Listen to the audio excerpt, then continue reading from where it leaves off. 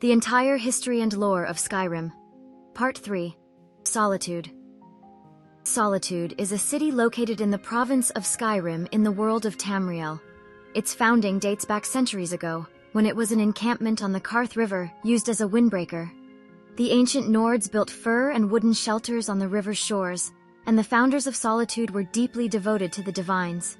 Solitude's unique style of architecture was chosen by the High King himself, and he ordered the construction of Solitude's outer walls around the keep and a towering bridge that separates the Well District from the east side. Solitude has since become one of the most significant trading ports, collaborating with other cities such as Senchal in Elswire, Wayrest in High Rock, and Anvil in Cyrodiil. In the late First Era, the Kingdom of Solitude was ruled by the tyrannical High Queen Roleka, whose reign brought contempt among her people. After she was killed by her progeny, who in turn died in battle, Solitude was in need of order, and the goddess of storms chose Earthvid to assume the mantle of High King. In 2E 431, the assassination of High King Logrolf brought about a time of change in the province of Skyrim. Naturally, the throne would have been passed to the High King's next of kin, ideally, Jarl Freydis of Windhelm. However, tension had arisen between the east and west when Jarl Svartar of Solitude had challenged her claim to leadership and thus called for a moot. The Moot had chosen Svartar as their High King, and what followed was a decisive schism that created the West and East Kingdoms of Skyrim, with the West under the rule of High King Svartar of Solitude. Svargrim the Wolf, one of Svartar's descendants, had defended the hold throughout his reign. He beheaded the sea giant captain, Kruntarth, and later his escapades in the Great Troll Rut of 2E 565, a time of unspeakable horror. In the early Third Era, the city of Solitude was ruled by King Mantiarco and was a part of the Third Empire.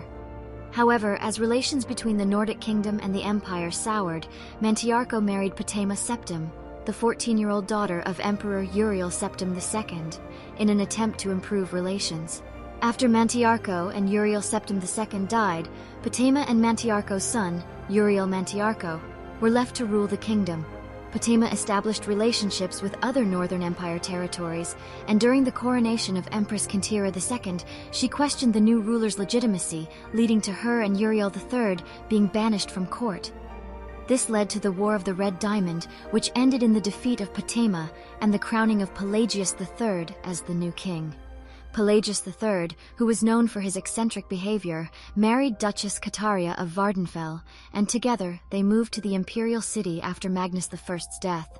After Pelagius III's death, Solitude was ruled by his sister Jaletha. In the late Third Era, Solitude was ruled by King Theon, who expanded its territories by annexing the fiefdom of Roskria and sponsored several expeditions to explore the northern waters. By the Fourth Era, Solitude was ruled by High King Torrig. In 4E 201, Ulfric Stormcloak challenged Torrig to a duel for leadership, which many did not realize was a ploy to gain independence from the Empire.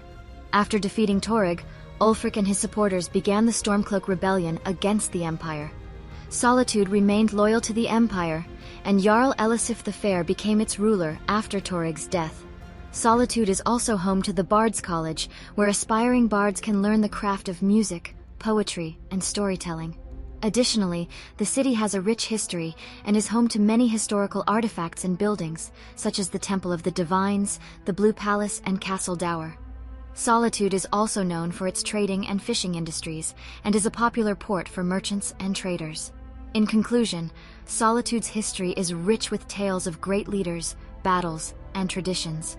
From its humble beginnings as an encampment on the Karth River to its status as the capital of Skyrim, Solitude has played a crucial role in shaping the destiny of Tamriel. We hope you enjoyed this episode of our History of Skyrim series. Stay tuned for the next episode, where we will be covering the history of Windhelm, the home of the Stormcloaks.